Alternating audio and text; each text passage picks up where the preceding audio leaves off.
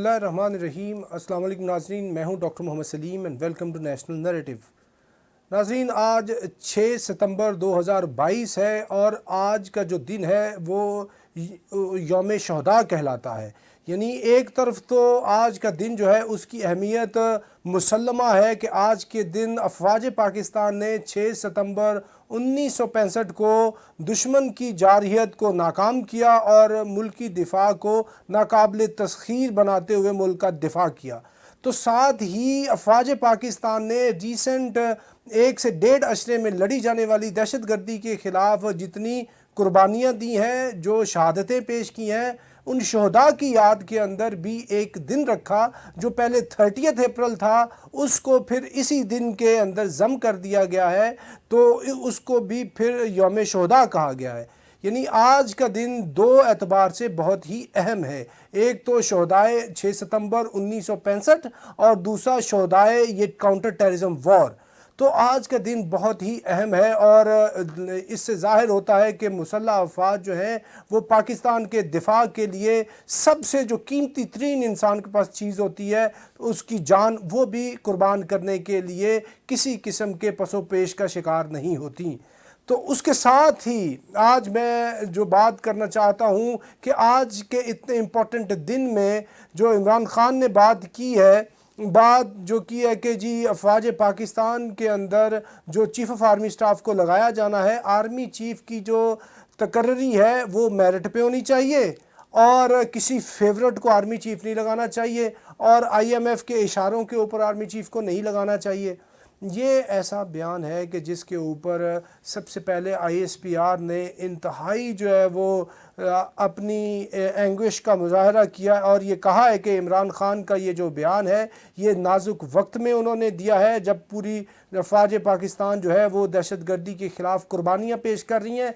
जिस दिन इमरान खान ने ये बयान दिया है उसी दिन एक कैप्टन और 4 जवान जो हैं वो शहीद हुए हैं और इसकी वजह से ये जो बयान है अफवाज पाकिस्तान में, इसकी वजह से गम और गुस्सा पाया जा रहा है।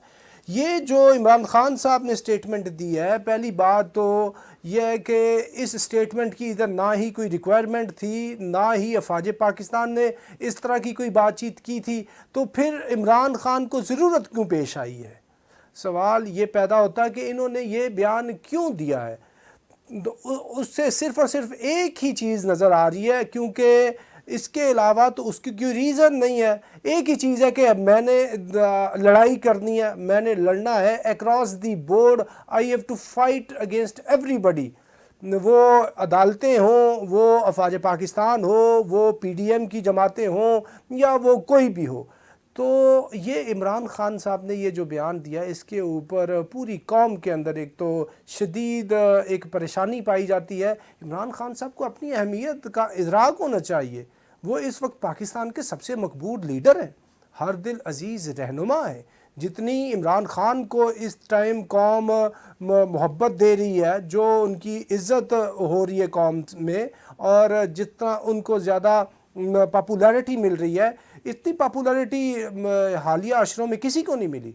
और बेशक जो अब इंतखाब हों या कुछ अरसे बाद हो, वो पाकिस्तान के वाज़े अक्सरियत से जीतने वाले वज़ीर आज़म होंगे। 2/3 से हो सकता है वो जीतें या 3rd-4th मेजॉरिटी से वो वज़ीर आज़म बन जाएँ। अभी भी उनकी पंजाब के अंदर, KP के अंदर हुकूमत है। किसी को कोई शक नहीं है कि इस वक्त मौजूद जितनी भी पॉलिटिकल लीडरशिप है, उस सारी की सारी लीडरशिप के अंदर इमरान खान सबसे बड़ा एक मकबूल और ऑनेस्ट कमिटेड लीडर है, इसमें कोई शक नहीं। लेकिन इसके साथ साथ जितना कोई बड़ा लीडर होता है उस पर उतनी बड़ी जिम्मेदारी होती है, उसका एक एक जो बोल है उसकी बहुत ज़्यादा अहमियत है। और ये जो खान साहब ने बात की है कि आर्मी चीफ़ की अपॉइंटमेंट चूँकि नवंबर में होनी है, तो ये नवाज शरीफ और जरदारी ने मिलकर करनी है, इन्होंने अपना फेवरेट लगाना है, तो उस वजह से आर्मी चीफ़ की तकर्री जो है वो मेरिट पे नहीं होगी। ये खान साहब ने बिल्कुल गैर हकीकत पसंदाना बात की है। उनको हकीकत का इदराक होना चाहिए कि आर्मी चीफ़ की अपॉइंटमेंट इस तरह नहीं होती कि अपनी मर्ज़ी का लगा लो। یہ انہوں نے یہ بہت بڑی زیادتی کی ہے افواج پاکستان کے متعلق اس طرح کی بات کر کے. ان کو یہ بات نہیں کرنی چاہیے تھی. کوئی بھی اس بات کو ڈیفینڈ نہیں کر پا رہا, بھلے وہ ان کی پارٹی کا اپوائنٹڈ جو ہے صدر پاکستان عارف علوی ہو, کوئی اس کو ڈیفینڈ نہیں کر پا رہا. فوج کے اندر جو تقرری ہوتی ہے اس کو سمجھ لیں کہ وہ ہوتی کیسے ہے.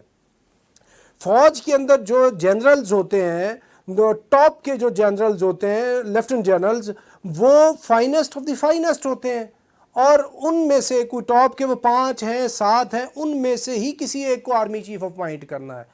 اور یہ جو جتنے جنرلز ہوتے ہیں ان کے پاس سٹاف اور کمانڈ کا وسیع تجربہ ہوتا ہے. سارے کور کمانڈرز رہے ہوتے ہیں, سب جی او سی رہے ہوتے ہیں, بریگیڈ کمانڈر, بٹالین کمانڈر, یہ سارے رہے ہوتے ہیں. اور اوپر جا کے یہ جو جتنے لوگ ہوتے ہیں سارے میرٹ پہ ہوتے ہیں, میرٹ پہ سارے ہوتے ہیں خان صاحب, سارے اہل ہوتے ہیں. اور اس کے علاوہ کوئی میرٹ اور ہے تو آپ مجھے بتا دیں. دیکھیں میرٹ ان کا یہ ہے کہ وہ سارے لیفٹنٹ جنرل ہونے چاہیے, سب نے کورے کمانڈ کی ہونی چاہیے, سب جی او سی رہے ہوں, سب کا سٹاف کا بہت اچھا ایکسپیرینس ہو. تو سارے کے سارے جتنے آرمی چیف بنتے آئے ہیں شروع سے لے کے آج تک, سب کے ساتھ یہی معاملہ ہے. اور یہ جو جتنے اوپر کے ٹاپ کے لوگ ہیں یہ یعنی سارے کے سارے ایکول ہوتے ہیں. ون امنگ دا ایکولز جو ہے اس کو پھر ریکمینڈ کرتا ہے پرائم منسٹر آف پاکستان, اور اوکے کر کے پریزیڈنٹ کو بھیجتا ہے, تو وہ پھر آرمی چیف بن جاتا ہے. اور یہ کسی کا کوئی فیوریٹ نہیں ہوتا. یہ دیکھیں فیوریٹ لگانے کی کوشش کی, آپ تھوڑی سی تاریخ کو اپنے سامنے رکھیں نا. نواز شریف نے ہر آرمی چیف کو اپنے فیوریٹ اور اپنا بندہ کہہ کے لگانے کی کوشش کی. جنرل آصف نواز جنجوعہ کو لگایا, جنرل جہانگیر کرامت کو لگایا, جنرل پرویز مشرف کو لگایا, جنرل جو اپنا راحیل شریف ہے اس کو لگایا ہے, اور اس کے بعد جنرل قمر جاوید باجوہ کو لگایا ہے. کسی ایک جنرل کے ساتھ بھی نہیں ان کی بنی. مطلب 5 انہوں نے آرمی چیف جو ہے نا اپوائنٹ کیے ہیں, کسی ایک کے ساتھ بھی ان کی نہیں بنی. کوئی اپنا بندہ نہیں ہوتا, کوئی فیوریٹ نہیں ہوتا. آپ کو بات بتاؤں کہ زرداری صاحب نے ایکسٹینشن دی تھی جنرل اشفاق پرویز کیانی کو, لیکن جب معاملہ آیا تھا ججز بحالی موومنٹ کا نا, تو اس ٹائم اشفاق پرویز کیانی صاحب نے انٹروین کیا, اور پھر انہوں نے انفلوئنس کیا کہ آپ یہ ججز جو ہے ان کو ریسٹور کریں, ان کی ری انسٹیٹمنٹ کریں. اور اس کے بعد بھی کراچی کے آپریشن پہ اور ٹیررزم کے آپریشن پہ اختلافات ہوئے. انہوں نے آگے سویلین لیڈرشپ کے یہ نہیں ہے کہ سارے ہی آرڈرز کو وہ اوبے کرتے جائیں گے. یہ فوج ہے, یہ سب سے پاکستان کا ڈسپلنڈ ادارہ ہے, سب سے مضبوط ادارہ ہے جو آئین اور قانون کے تحت چلتا ہے. تو اس کے اندر کسی کی اپنی مرضی نہیں ہوتی. تو یہ جو آپ بات کر رہے ہیں اس کا حقیقت سے کوئی تعلق واسطہ نہیں ہے. ابھی آپ مجھے بتا دیں خان صاحب, کون سا جنرل ہے میرٹ پہ, کس کو آپ لانا چاہتے ہیں؟ فار ایگزامپل جس کا آپ نام لے رہے ہیں نا, فلاں جنرل میرٹ پہ ہے, آپ ریکمینڈ کر دیں, بتا دیں.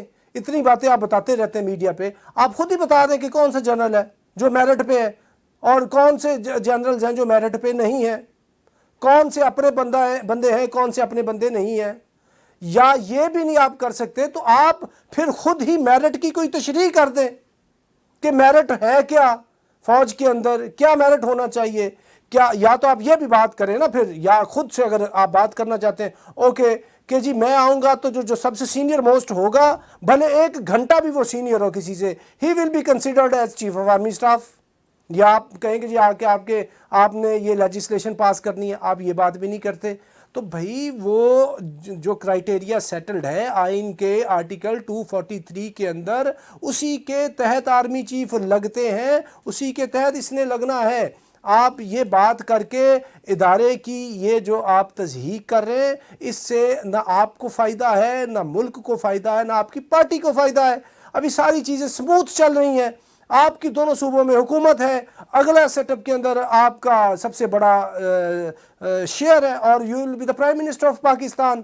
تو اس سے یہ جو آپ نے کام کیا ہے, یہ اس سے بہتر یہ ہے, آپ کو چھوٹی سی ایک سبمیشن ہے, ریکویسٹ ہے کہ اس سے ایک یو ٹرن لے لیں, کیونکہ یہ جو معاملہ ہے یہ کوئی اچھا معاملہ نہیں ہے, اور یہ پارٹی کے لیے بھی اچھا معاملہ نہیں. اتنی محنت کی ہوئی ہے آپ نے, پارٹی نے محنت کیا, آپ دس is writing on the wall you are prime minister of Pakistan.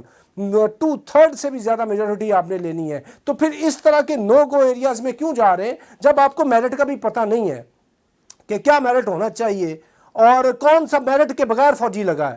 آپ یہ بتا دیں. پوری پاکستان کی تاریخ سے اٹھا کے بتا دیں، ایک بھی آرمی چیف اٹھا کر بتا دے جو میرٹ کے بغیر لگا ہے. یعنی یہ لیفٹیننٹ جنرل ہونا ضروری ہے، کمانڈ سٹاف کی ہونا ضروری ہے، سب نے کی ہوئی ہے. یہ سول کے اندر اس طرح نہیں ہوتا. سول کے اندر میرٹ کے بغیر ہی لگا دیتے ہیں، بغیر کوئی تجربے کے، کمانڈ اور سٹاف کے، سول کے، اس کو لگا دیتے ہیں. جیسے عثمان بزدار لگا تھا، اس کا پیچھے کیا تجربہ تھا؟ کون سی اس نے منسٹریاں چلائی ہوئی تھیں؟ کون سی اس نے پارٹی چلائی ہوئی تھی؟ کون سی پارٹی کی امپورٹنٹ پوزیشن پہ رہا تھا؟ کتنا ایڈمنسٹریٹو ایکسپیرینس تھا؟ تو یہ باتیں تو ادھر ہوتی ہیں، فوج کے اندر اس کی گنجائش ہی نہیں ہے، یہ سوال ہی پیدا نہیں ہوتا. اور اگر میں چھوٹی سی ایک دوسرے سائڈ پہ بات کر دوں، یہ سول گورنمنٹ میں بھی ہو جاتا ہے کہ محمد خان بھٹی جیسے لوگ ہیں وہ principal secretary to C M بن جاتے ہیں، لیکن آرمی کے اندر this is out of question کہ یہ چیز ہو جائے. سب سے زیادہ میرٹ جو ہے وہ تو آرمی کے اندر ایڈہیر کیا جاتا ہے. سوال ہی پیدا نہیں ہوتا کہ بغیر کوئی میرٹ کے آرمی چیف بن جائے. اور آرمی چیف جس نے بننا ہے وہ فائٹنگ آرم میں سے ہوگا، وہ انفینٹری آرمڈ آرٹلری کا ہوگا.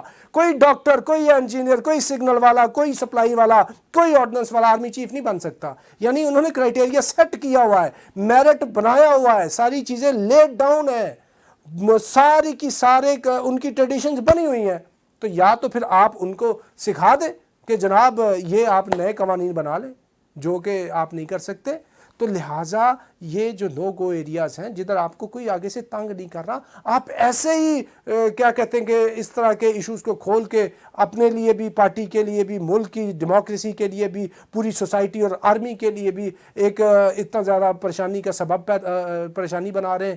تو اس سے کیا کہتے ہیں پرہیز کیا جانا چاہیے اور اپنی جو وہ لائن اور لینتھ ہے اس کے اوپر ہی کام کر کے آپ کو آگے بڑھنا چاہیے. اور کامیابی آپ کا مقدر ہے. اور ایک واضح بات ہے، you are best among all the political leaders of Pakistan. آپ 1000 ٹائمز ان سے بہتر ہیں.